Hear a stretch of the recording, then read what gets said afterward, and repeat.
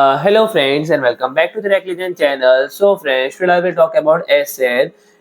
new Nitro Intel Arc B-Series graphics card. So friend, Acer has announced Nitro Intel Arc B570 OC10 GB and Nitro Intel Arc B580 OC 12 GB graphics card with clock speed up to 2740 MHz and up to 12 GB GDDR6 memory and offer gamers an impressive experience and access to the latest AI technologies via the Intel AI Playground application, and this graphics card are equipped with Acer advanced FrostBlade cooling system to ensure peak performance, and the Nitro series graphics card featuring Xe2 architecture with up to 20 core and engineered to deliver exceptional gaming, versatile creation and accessible AI experience, and the graphics card reach clock speed up to 2690 MHz, while the Nitro Arc P580 OC model boasts up to 2740 MHz and supporting high FPS gaming at 1440p and up to 8K visual.